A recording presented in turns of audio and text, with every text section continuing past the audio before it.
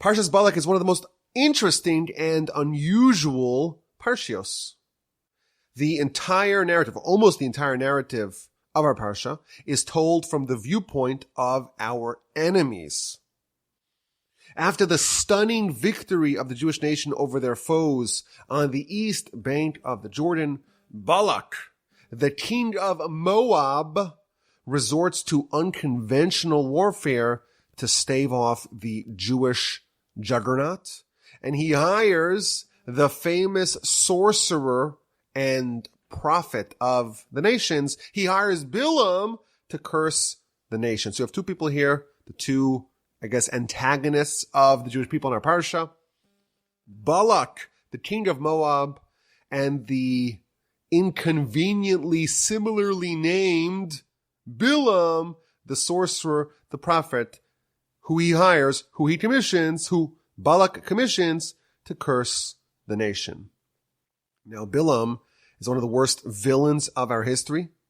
The Talmud tells us that he's one of the few people mentioned by name who don't have a portion in the world to come. And the Mishnah tells us, this is in the chapters of our fathers, Pirkei Avos chapter 5, the Mishnah tells us that he is the antithesis of Abraham. There are three sterling qualities that all the students of Abraham share. If you have a good eye, if you have a humble spirit, if you are content with your lot, then you are de facto a student, a pupil, a disciple of Abraham. And if you have the three opposite qualities, if you have a bad eye, if you have a haughty spirit, if you are rapacious, then you are de facto a student, a disciple, a pupil of Bilaam. The person who most embodies the opposite of righteousness and piety and kindliness, the one who most represents the opposite of Abraham, is Bilaam. And this is the guy commissioned by Balak, king of Moab, to curse the Jewish people. Now the Parsha starts off with his courtship of Bilaam. He sends multiple delegations to woo him. They finally agree to terms, and Bilaam travels to the front lines to go curse the Jewish nation. The trip is quite memorable. There's an angel who's sent to stop him, to prevent him from consummating his plans. And the donkey upon which Bilaam is riding sees the angel, but Bilaam does not. And the donkey tries to sidestep the sword brandishing angel. And Bilaam hits the donkey, and they have a conversation, and the donkey rebukes Bilaam, but eventually Bilaam arrives at the site, at the front lines, and he meets Balak. And Balak is told to prepare sacrifices. And there's a really interesting Talmud. It's almost unbelievable. It's almost unimaginable. But the Talmud makes a very interesting comment about the sacrifices and the altars of Balak. Now, our Parsha is an attempted genocide of the Jewish people. What would have happened had Bilaam succeeded in his curse? So the Talmud tells us that had Bilaam succeeded in his curse, spoiler alert, he failed. But had he succeeded, there would be nothing left of the Jewish people. The Talmud even says that Bilaam is Laban-esque. Laban, Jacob's father-in-law. He wanted to uproot everything, to destroy the entirety of the nation. So too Bilaam. And who's hiring Bilaam? Who's commissioning Bilaam to go destroy completely the nation? Balak. So Balak is this terrible guy. Yet he's bringing sacrifices to offer them to God, to try to lobby God to agree to the curses of Bilaam. And the Talmud says something stunning. This is the unbelievable Talmud. The Talmud says, the book of Nazir, page 23b, that from the story of Balak, we learn a very important lesson, that a person should do a mitzvah and study Torah even with imperfect intentions. even if you have other intentions besides for just doing the will of God, you have other reasons why you're doing good things, mitzvah, studying Torah, it's still a good thing. And what's the evidence of that?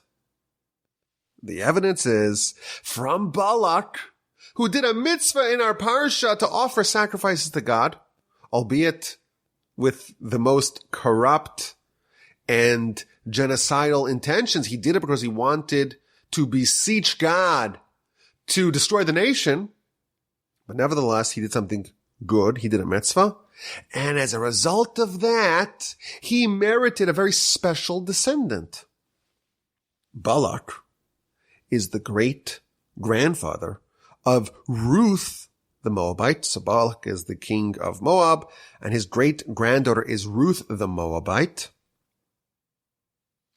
And Ruth is the great grandmother of King David. And thus, Balak is the forefather of Ruth, of David, of Solomon, of Messiah. Some really crazy mind-bending genealogy here. And why did Balak merit to have such illustrious and consequential descendants? Says the Talmud, because he offered sacrifices, because he did a mitzvah, albeit, like we said, with the most foul intentions, but he did a mitzvah, and the power of a mitzvah, even if it's done imperfectly, is that it can have tremendous generational consequences for the positive, unbelievable point that we will yet revisit. So Balak is bringing sacrifices, and Bilaam gears up to unleash a salvo of horrid curses against the Jewish people, but God compels him to bless the nation nonetheless. And these are not just any generic blessings. These are amazing, iconic blessings that the Talmud says are really worthy of being repeated every single day. It would just make the prayer too long, so it's not included, but the powerful blessings that Bilaam conveyed are really worthy of saying every day. And Balak, of course, is annoyed. He hired Bilaam to curse the nation. Now Bilaam has blessed the nation. They try again with the same result, and they try again with the same result. Bilaam ultimately gives 4 exquisite blessings before he is sent home in ignominy. And the Parsha concludes with somewhat of an oblique turn. It tells us how the Jewish men started cohabiting with the Moabite women, and they begin to worship their execrable deity. And God tells Moshe to execute the perpetrators, which he does. And then there's one particularly egregious offender, a man who is none other than the head of the tribe of Shimon. And he is publicly cohabiting with the Midianite princess. And that triggers a plague. And Pinchas, the son of Elazar the Kohen, the grandson of Aaron, heroically and fearlessly, zealously assassinates the two, skewering them together like a kebab with a spear. And the plague ends, but not before it kills 24,000. And the Ramban tells us that had Pinchas not done what he did, the entire nation would have been swept away in this plague. And thus concludes our Parsha. And next week, it picks up with the aftermath of the story, where Pinchas is lauded for his gallantry, for his zealotry, and he's promoted to being a Kohen for his deed, and he is given an eternal covenant of peace. But that is for next week's Parsha. And this week, we have to focus on Parshas Balak. So it's a really interesting Parsha with all kinds of salacious storylines to dig into. But let's begin with the end of the Parsha.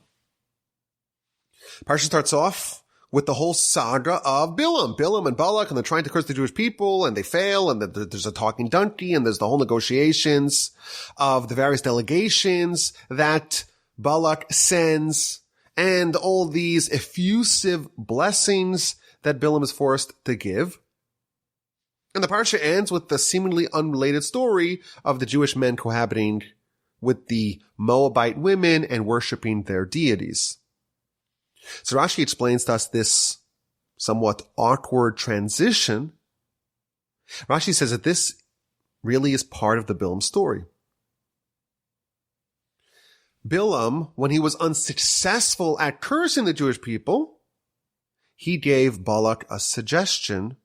He gave him some advice. And he said to him, well, the God of the Jewish people, hates promiscuity. I can't curse him. We can't destroy them in that fashion. But let's allow them to destroy themselves by availing our daughters to be promiscuous with their men, and that will allow us a window, an opening to destroy this people. When Bilaam was unable to curse the people, he gave advice that would bring about their destruction. And the Talmud actually gives the whole elaborate scheme that they hatched to seduce the Jews, and ultimately it seems like it worked. Bilaam and Balak, they did marginally succeed in their efforts to decimate the people, but would have done much more damage absent the decisive action of Pinchas. So accordingly, the entire Parsha is really the story of Balak and Bilaam and their efforts to try to destroy the nation. And when they were making some headway, Pinchas thwarted their plans. Pinchas ended the plague that they had perpetrated. Now it's interesting, Pinchas and Bilaam, they appear again in our story. In a couple of weeks, we're going to read about how the Jewish people managed to exact revenge against Bilaam. Chapter 31, verse 8, Bilaam is going to be executed by the sword for his crimes. Who killed him? The Talmud tells us that Pinchas killed him. So we have two forces, so to speak. Bilaam trying to destroy the Jewish people, Pinchas saving them, and they visit with each other again. Ultimately, Pinchas triumphs. And I think if we study the modi operandi of these two respective combatants in our parsha, Bilaam, the evil sorcerer, prophet of the Gentiles, trying to destroy the people, destroy the nation, and Pinchas, with his zealotry and gallantry, saving them, we find something really interesting about these two, and that will help us see what I think is an incredible idea, a life-changing idea, that appears in a few different ways in our parsha, but really is a global idea, one of those transformative ideas that could really, genuinely change your life. And I'm saying that from experience, because I recently had a conversation with someone who told me that this idea changes life. What are the differences between Pinchas and Bilaam? And let's start off with Bilaam himself. He is a prophet. He is the prophet of the nations. He is a sorcerer. And he had the ability, ostensibly, to curse and to bless. And that's why he was hired. But the Talmud gives us some more insight into Bilaam's ability to curse. The Talmud looks at verse 8 of chapter 23. This is in the middle of his attempted curses. He was forced to bless, even though he tried to curse. So the verse says, Ma ekov lo kaba'el. How can I curse if God is not cursing? How can I get angry when God is not angry? Bilaam was stymied in his effort to try to curse the Jewish people because God didn't agree. Bilaam's ability to curse was contingent on God's wrath, on God's cursing. What does that mean? Explains the Talmud that Bilaam really did not have any special insight or capacity to curse. What he knew was the following secret. What does it mean that Bilaam knew the knowledge of God?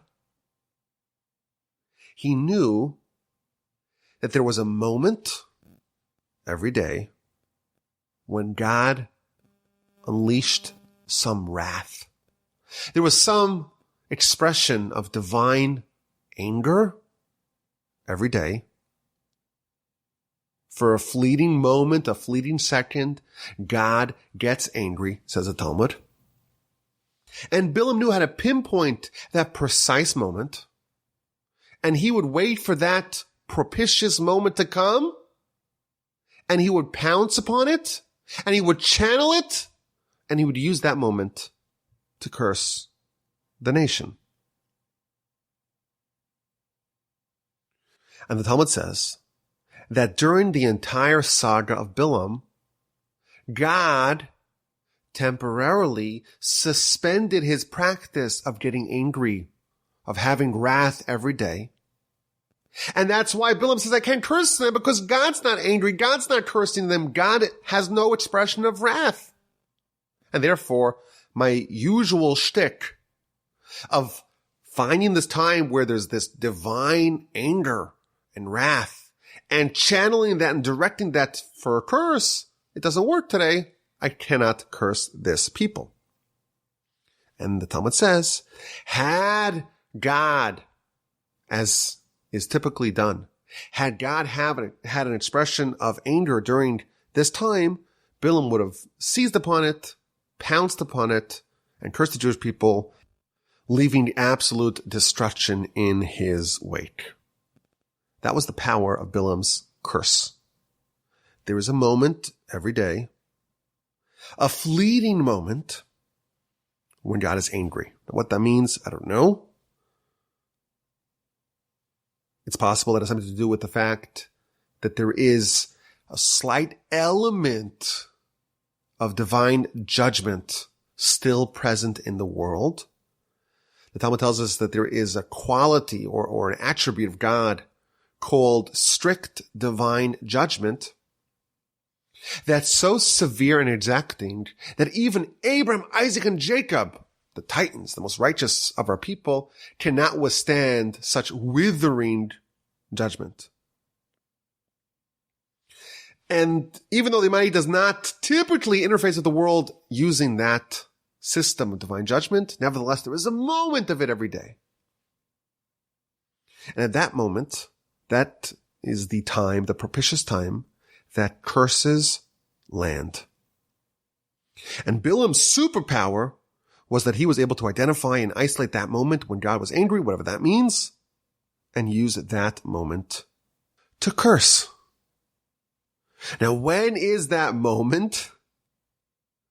So the Talmud very helpfully tells us that if you look at a rooster during the first 3 hours of the day, when the crest of the rooster is white because of the sun, and it's white absent any red streaks, for that moment, that's the moment when God has this typical daily moment expression of wrath.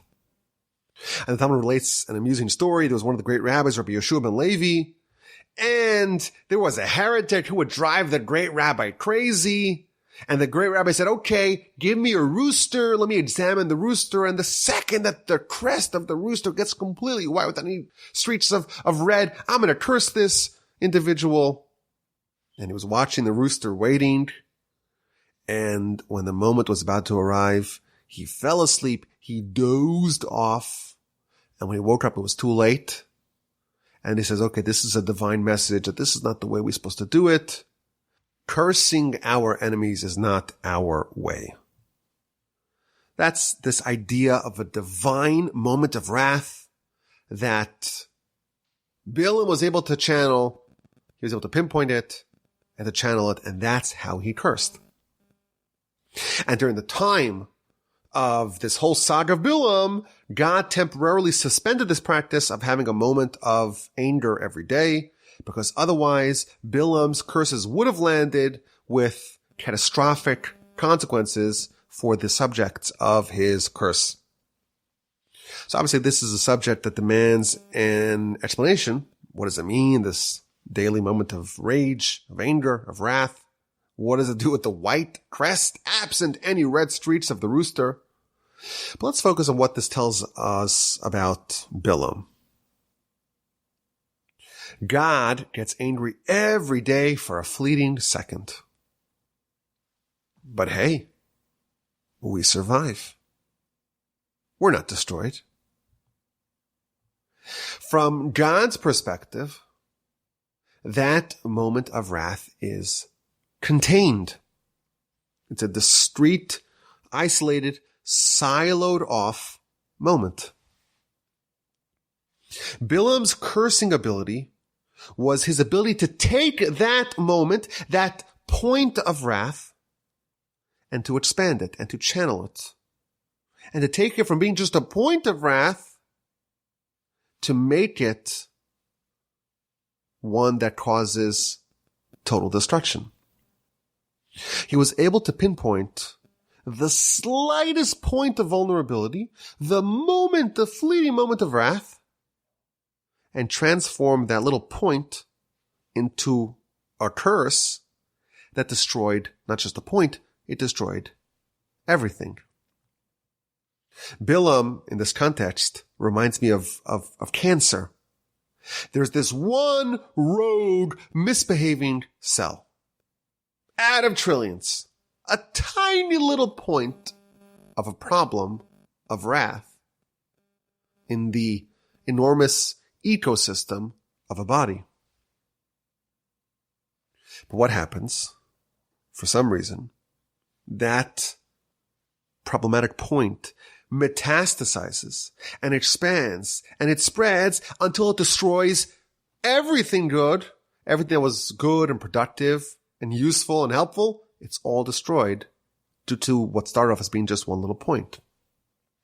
That's what Bilaam did. He found this moment, this fleeting moment, this slight point of a curse, of rage, of wrath. And he was able to metastasize it and spread it out and expand it and augment it until it took over everything and destroyed everything. And our whole parsha is really a story of Bilaam probing the people, trying to find any point of vulnerability that he could seize upon and fan and flesh out and augment into total destruction. And the whole parsha is him failing.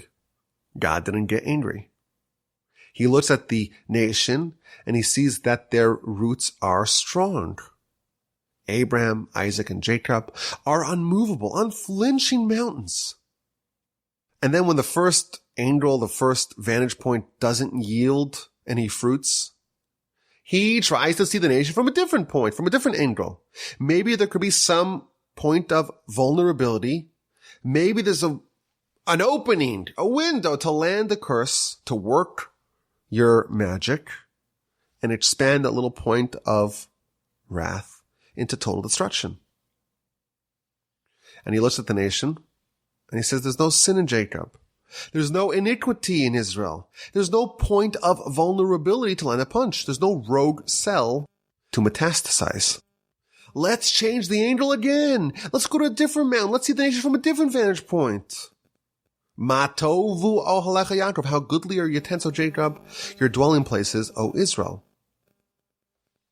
For the duration of Bilaam's exploration of the nation, he's examining the people from every angle, searching, seeking to find some point of vulnerability, and he's not able to do so. The Torah tells us that Bilaam was a one-eyed jack. He had only one eye.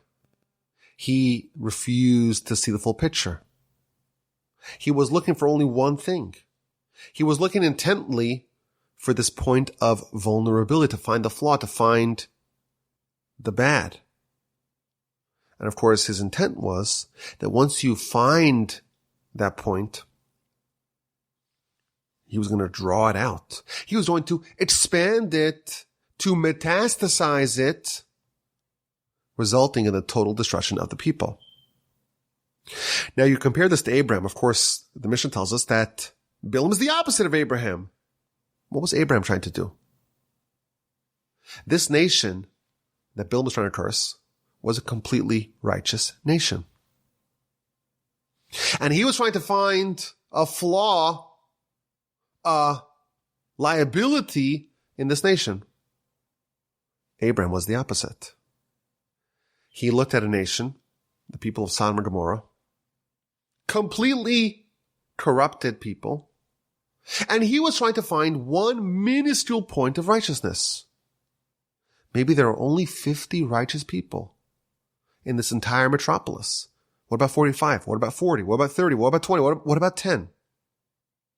Whereas Bilaam was seeking a foothold of weakness, of vulnerability, of sin, to expand and to kill the entirety of the nation, Abraham was the opposite.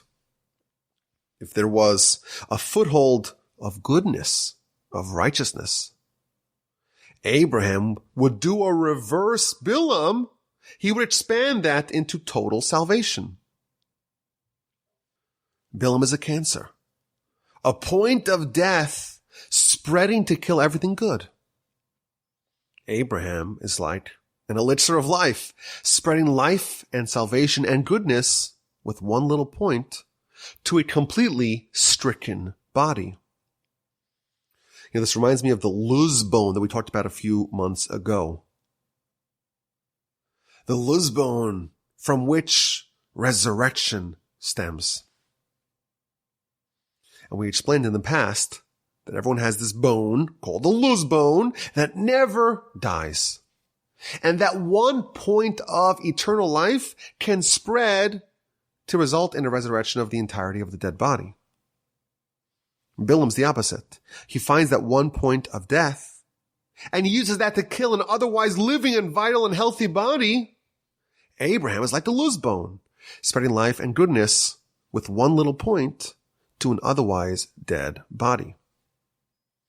I remember at the beginning of the pandemic asking a physician friend of mine, is there the ability to have like a reverse virus? Instead of someone with the virus coughing and now spreading this virus to everyone else, let's give one guy the vaccine and have him cough on everyone, and suddenly there's life. There is vitality. There is salvation spread to everyone else. And the physician told me, well, it doesn't really work like that. But that's really what Abraham did.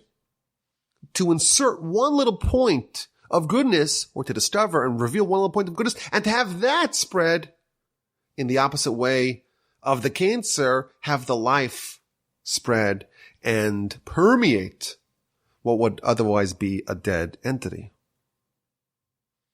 And if you think about it, this is not just the quality of Abraham.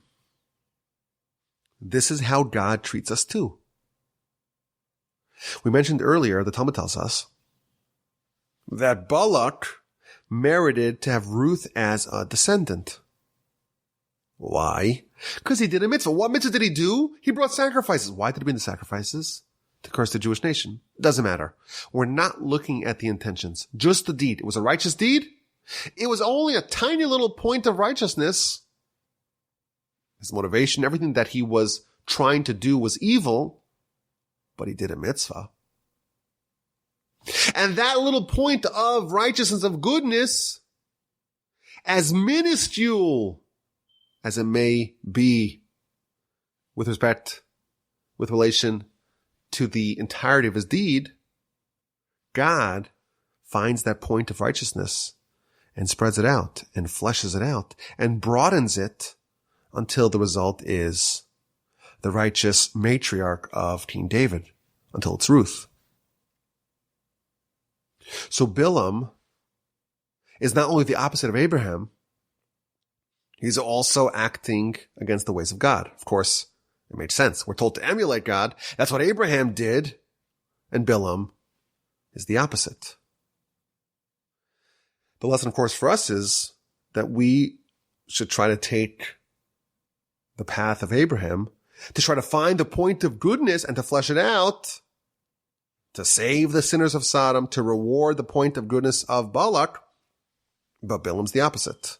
He is looking for the point of weakness and using that as a little beachhead, as a foothold to spread until there is total destruction. Now, did Bilaam succeed or fail? So if you read the Parsha without any of the commentaries, it seems like he failed. He tried repeatedly to curse the nation, and he came up empty-handed. But at the end of the Parsha, there's a plague that killed 24,000 of our nation. Why was there this plague? Because of the advice of Bilaam. God hates promiscuity. Find a way to get them to cohabit with the Moabite women. And then they'll do the idolatry. And that will trigger an unrestrained plague. A plague that will kill both good and bad. This is classic Bilaamism. Find a point of vulnerability. Find patient zero. Find this rogue cell and spread it until it runs amok, destroying everything, both good and bad. And indeed, absent the heroism of Pinchas, Bilaam's vision would have been consummated. Now, how indeed did Pinchas stop the plague? What is the secret to reversing the avalanche unleashed by Bilaam? So if you look at what Pinchas did, he found that point of vulnerability. He found that point amongst the whole nation of evil, and he nuked it. He excised patient zero. He removed that one cancerous point, and thereby he removed the trigger.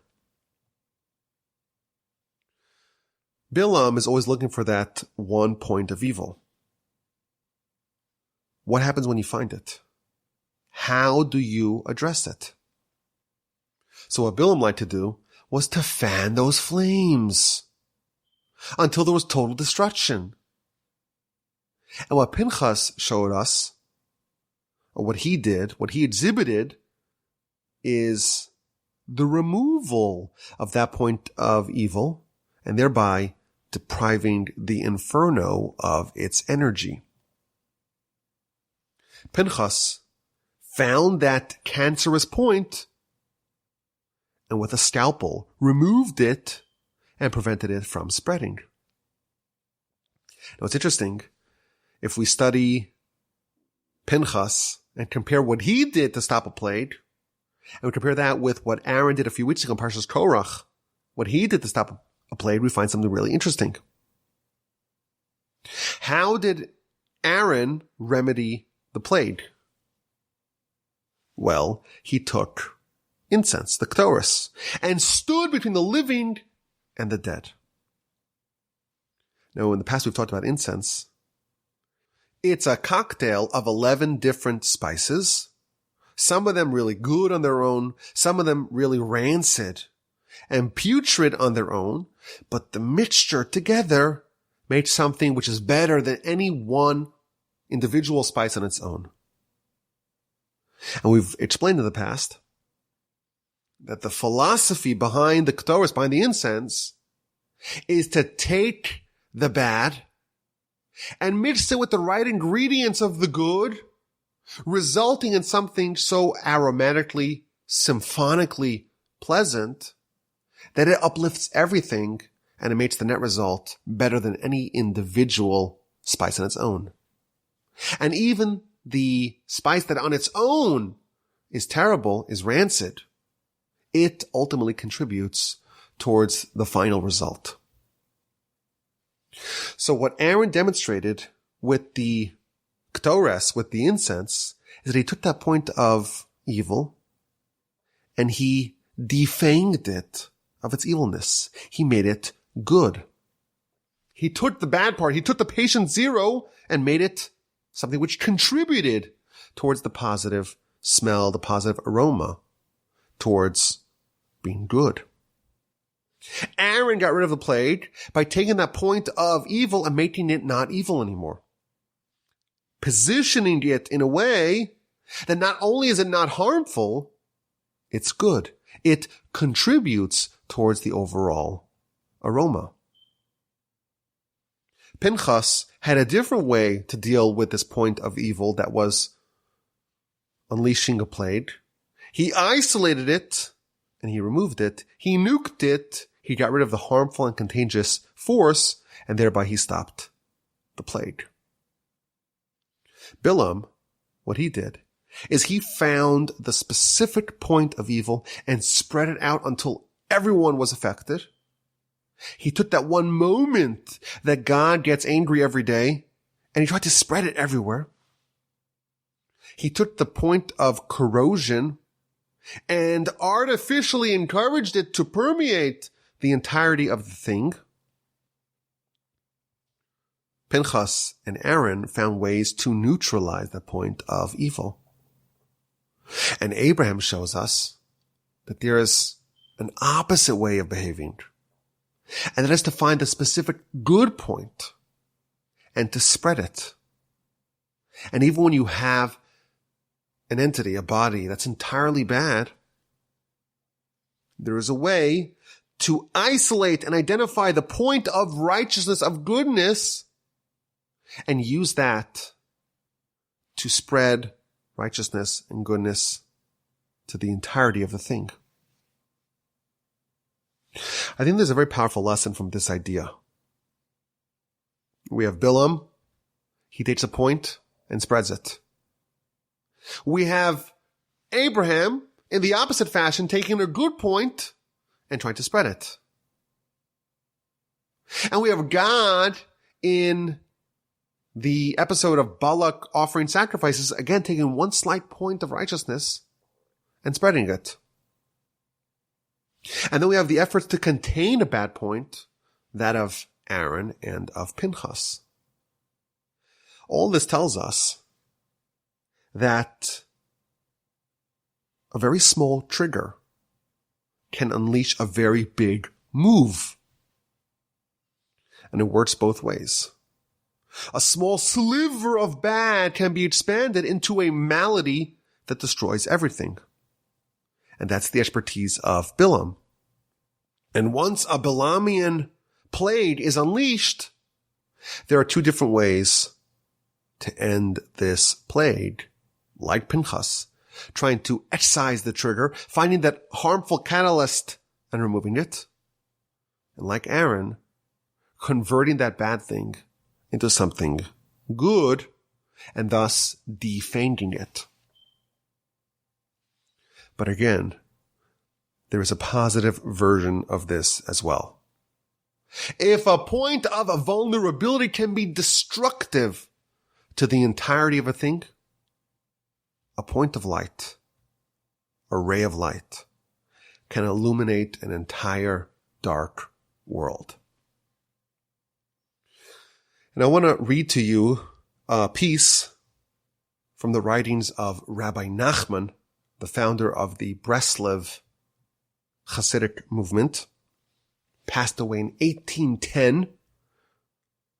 And he was someone who always talked about this idea. This is one of the pillars of the Breslev movement, is this idea. Even when there's something which is entirely wicked, entirely dark, entirely devoid of anything admirable, find that point. Find that point of goodness, of righteousness. That's the idea of judging others favorably. This is a quote. Even someone who is completely wicked, you have to look. You have to seek. You have to probe to find a point of righteousness. A little bit of good. Find a little bit in a person in which the person is not wicked. And through that little glimmer of hope and light that you find in a very otherwise dark person, through that you can judge them favorably. And through that, you can influence the entirety of that person to bring them back to righteousness. Once you have a little foothold of goodness, of light in a person, and you acknowledge that, and you celebrate that, that can be a stepping stone to eventually transform the entirety of the dark individual into a righteous person. And even if they're really wicked,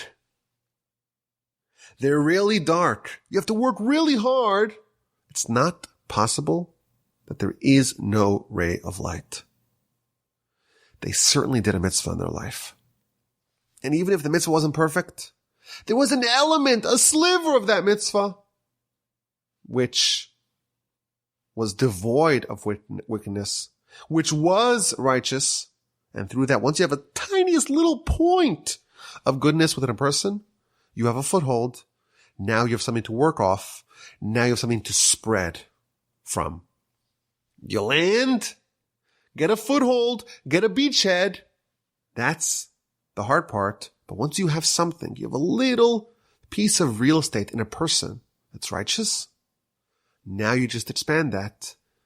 It's much easier to start with something really small. But once you have a foothold, it's much easier to expand it and to transform the entirety of said person to being righteous. And then he adds a powerful point. This is not just with other people. When you look at yourself and you judge yourself and you find all your flaws and all the areas of life where you are lacking. And there's so many areas where there's a need for improvement. And there's a risk to lapse into melancholy and depression. And you have to always be joyous. That too, of course, is one of the great pillars of the Breslev movement. You have to always be joyous. It's a mitzvah to be joyous every day, all the time. And to be very careful to never lapse into depression. And if you look at yourself, and there's nothing redeeming about you. You're full of sin. You're full of contemptible qualities. And you feel that the Yetzer Hara is trying to make you fall and wallow in misery, in melancholy, in depression. God forbid. You cannot fall into this. You have to start looking for a point of redemption, a point of righteousness, a point of goodness. No matter how small that point is, that's what you need to find, and that's what you need to focus on. It's not possible that you've lived your whole life without doing one mitzvah. It's not possible. And even if you did that one mitzvah and there was all kinds of ulterior motives and you wanted this, you wanted that, you really didn't want to listen to Hashem, there were all these other factors, ulterior motives really at play behind the scenes. Nevertheless, you did a mitzvah. And I promise you, this is my commentary here, the mitzvah that you did, though it may have had all these other motivations, it's still not as bad as what Balak did with his mitzvah of offering sacrifices with the intent of genociding an entire nation. If Balak, who did a mitzvah with the sole intent of trying to kill off a nation of millions, and he was rewarded, God discovered that one point of goodness in his deed, we all have a point of goodness within us. And we'll have to find that. And that will enliven us. That will give us joy. That will inspire us. And once you have a little point, through that, you could judge yourself also favorably. And you can find a way to expand that one point. Okay, you have 1 point. Now let's get 2 points. And so on until eventually you've been transformed. Just as we have to judge others favorably, says Rabbi Nachman, we have to judge ourselves favorably. We have to strengthen ourselves to never fall, to never get down, to never get depressed. To the contrary, enliven ourselves, give ourselves life and vitality and joy Because we have something good and redeeming about ourselves.